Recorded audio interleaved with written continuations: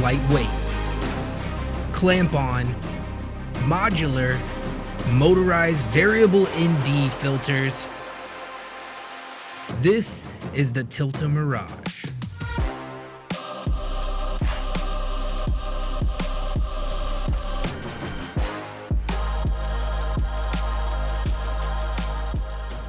Hey guys, Ray Valencia here, back with another Sony FX3 rig video. So I've built up my Tilta FX3 rig quite a bit since the last time you guys have seen it, and most notably added on this brand new Tilta Mirage variable ND matte box. Now the cool thing about this matte box is it's motorized and super lightweight, so it's clamp on as well, so I can just unscrew it and simply take it off just like that using these little step-up rings here that come with it, and it just comes back on super easy just like that.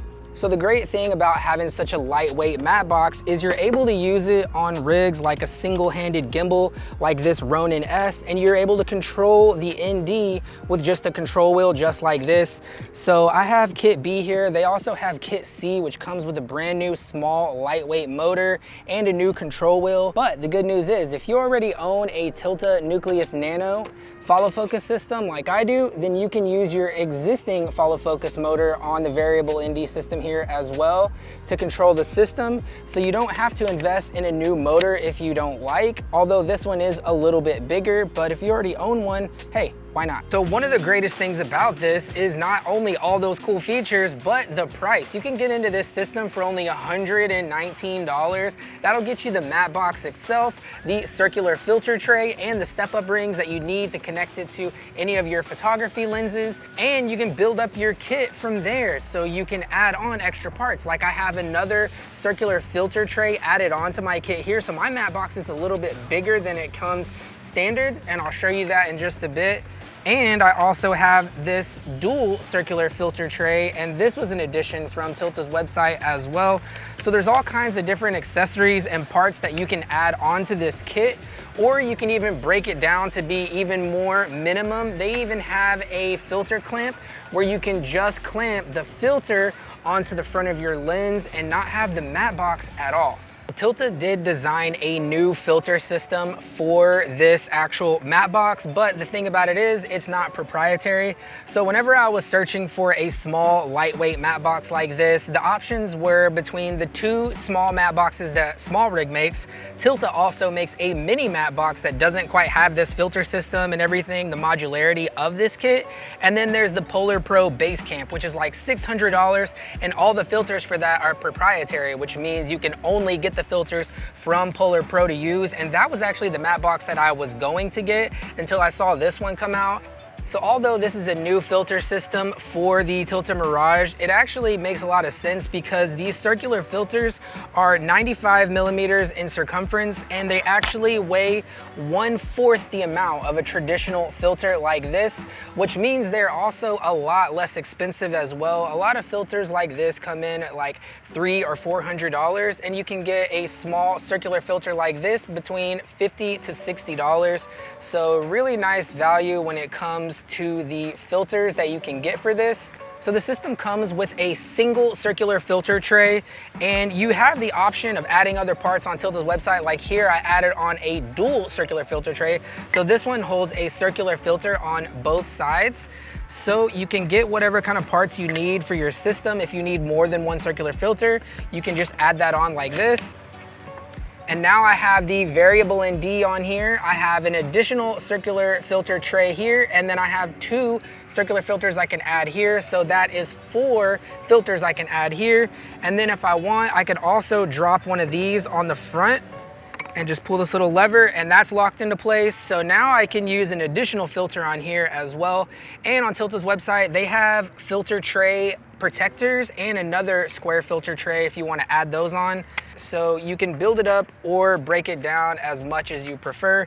That's one of the great things about having such a modular matte box. All right, so we are gonna install this additional circular filter tray, and I'm gonna show you how to do that. We have a lot more to go over as well. We're still gonna hook this up on the Ronin, where you can control the ND with the follow focus wheel right here as well. But first, let's jump back into the studio real quick, and I'm gonna show you everything that you get included in this kit.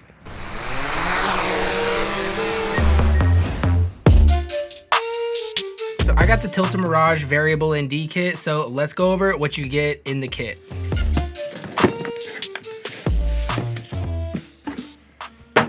So here is the case itself. This is a really nice case. So Tilta always makes really nice products. So it has a rubberized carrying strap on the top here, and then it looks like a couple loops here for like a shoulder strap if you want to add one of those. And then what the, this just fell off. So you have the zippers here with these, what in the world? So that's one thing about this, is that the zipper tabs fell off immediately within the first time of trying to open this, so that's not good. Usually Tilta does a really good job on their products. Like here's the Tilta Nueus Nano zipper, and it works great. Look how easy they come off. Here, let me just open this case. Oh, nope. How about this way? Oh, nope. So Tilta, you gotta rethink this. All right, so let's get this thing opened up. So this is the advanced case also. So it comes with this filter pouch here that we'll talk about in just a moment, and it's a little bit bigger than the basic kit. So let me show you what's in this kit. All right, so in this main section itself right here, you have the 15mm rod holder here. This is for attaching to the bottom of the actual mat box if you want to mount it directly on some rails, and it has a knob here on the back. It's fully adjustable if you need to raise it or lower it, and then you just tighten these down on your 15mm rods. You also get these metal threaded adapters for mounting to the front of your lenses. You got it for 82mm, 77, 72, and 67. So it's great that the Mirage matte box kit comes with these step-up rings that you can use on any of your lenses, but it'll also clamp directly on your cinema lens like this. If you have a 95mm front diameter of your lens, like this Sigma 18-35 T2.0 Cine lens, so it'll actually go directly on the lens, and you just clamp it down. So you don't need a step-up ring for this size lens, but any cinema lens bigger than this, like 114, then you're probably gonna be looking at a bigger matte box anyways, but this one works perfect for cinema lenses just like this. And here you have the adapter for actually mounting the Nucleus motor onto the matte box. So it comes with this here. It has a little 15mm rail right here where you put the Nucleus motor on there, and I have one of those, so we'll put that on there in just a bit. And then this little threaded gear right here is for actually changing the variable ND, which is in this next kit over here. Before I show you the matte box, let me show you this other little pouch here, because this is a removable ND case. So you pull that off right there, just like that. Attaches with some Velcro on the back. So it comes with the variable ND here as well. And then this sleeve here has space for 6 circular filters. So you can put your circular filters in here, and a little place for your cleaning cloth if you want to put one of those up there. Time for the variable ND filter. So this is it. And you just turn it right here, minimum or maximum, and it has hard stops in it. And then these little screw holes right here are for attaching this actual motor mount to right here. All right, and now the moment we've been waiting for is the Tilta Mirage matte box. This is it here, carbon fiber French flag on the front. So I'll just remove this little foam insert here, and here it is, the Tilta Mirage matte box. You can hold square filters in the front, or you can hold these circular filters in the back. All you have to do is just pull this little lever here, and the circular filter tray comes out of it. And to attach it back in, you just drop it back in. So this is one of the attachment rings here. So this would go on your lens, and then your lens slides in here just like this, and then you clamp this down with the tightening screw right here, and you're locked in. So that's how you lock it on there. And then to release your filter is this little lever here. You just pull that, and then your filter tray can slide right out just like that. All right, now we can drop in this Tilta variable ND filter. You just drop it right in the top here, and you're locked in. That's one of the most amazing things about this, is the fact that it locks in.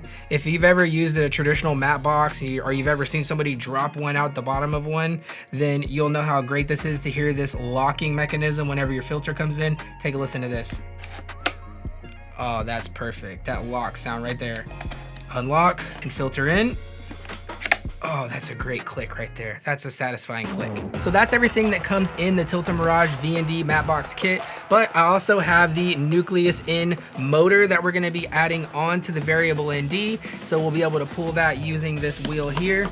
I also have some additional parts that I've added on from Tilta's website for adding on additional filters and different pieces onto that as well, because this is a modular matte box. You're able to really break it down and add different layers onto it. I also have the Vaxxis 95mm circular filter, one of those as well. Some of the ones I ordered are actually on back order until January, so make sure you're subscribed to see how those filters turn out as well. So I'll be testing those out here on the channel.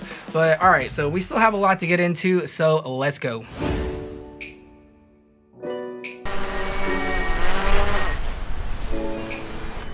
One of my other favorite things about this is that it works with the existing Tilta Nucleus follow focus system. So I didn't have to invest in a new smaller motor or a new control wheel here. I was able to use my existing follow focus system, which I'm rarely using nowadays because the eye autofocus in the FX3 is so amazing that I rarely find myself using this follow focus system.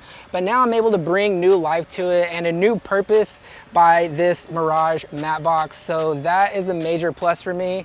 Awesome that it works with the older systems. All right, so here I have the Tilta Nueus Nano follow focus system, which we're gonna get hooked up directly on the variable ND filter. And then we're gonna mount this follow focus wheel here on the Ronin. So we'll be able to control our variable ND filter from right here on the gimbal. So let's see how you go about getting this hooked up. So first, we're gonna get this adapter here for the Nucleus Nano installed right here on the variable ND filter.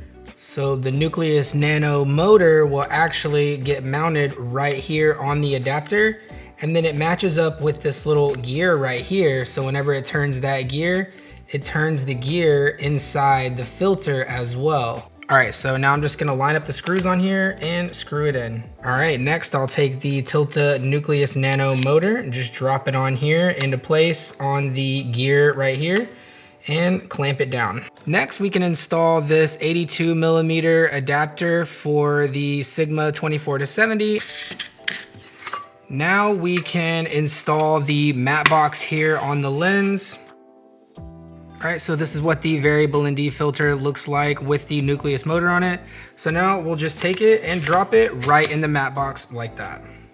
All right, and there we go. So this matte box is so lightweight that it bounces out on even the original Ronin S like this with no problem at all. So that is a great thing about it. It's just super lightweight, and that's with the Nucleus motor on here as well, and the variable ND filter. So that's fully loaded down, and I'm still able to balance it on here with the Sony FX3. So that's a major plus for me. I'm able to fly this matte box on the gimbal. So that's great too. All right, now we can get the Nucleus Nano follow focus wheel hooked up here on the gimbal.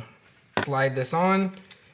So there it goes there, and then I'll just lock it in like that. Next up, we're gonna run power to the Nucleus Nano motor using the included cable that comes with the Nucleus for the Ronin.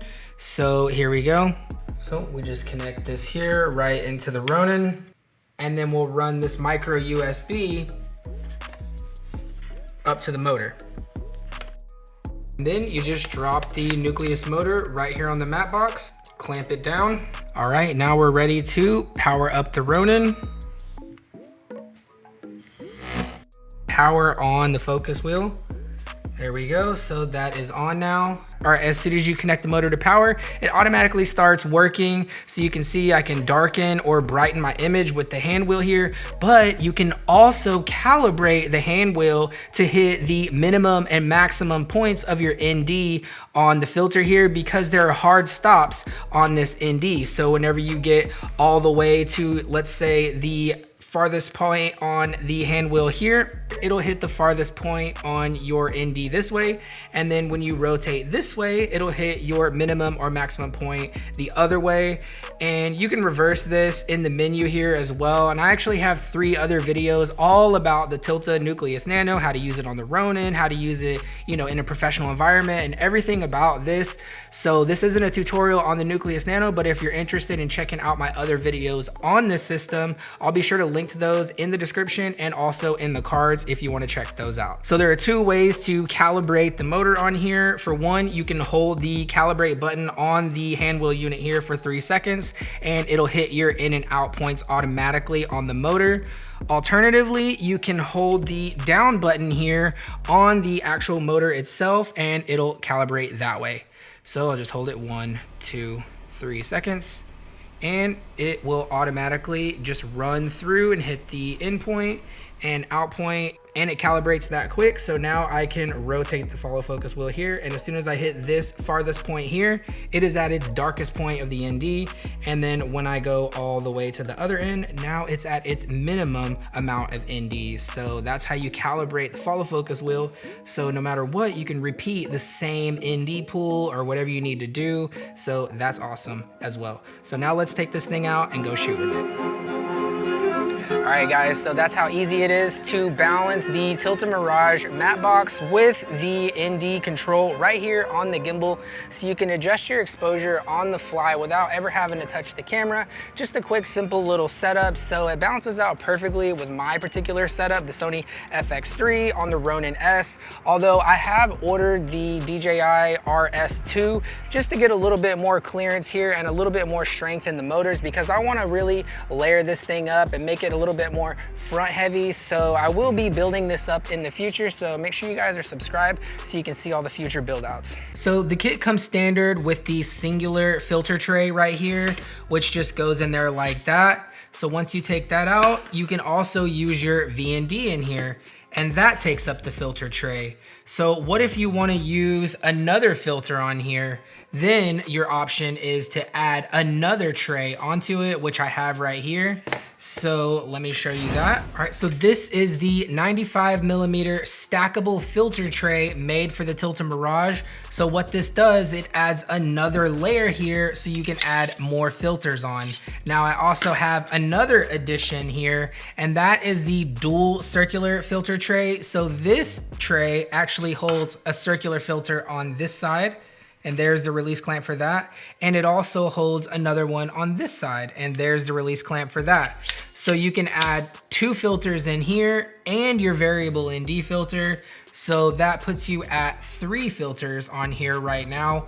Plus, I already have the Tiffin Black Pro Mist filter screwed onto the front of the lens as well. So you can really just stack a bunch of filters up, and they're so lightweight and compact that it doesn't add a whole lot of weight. So that's just one benefit of having such a cool modular matte box. So let's go ahead and add this circular filter tray on here.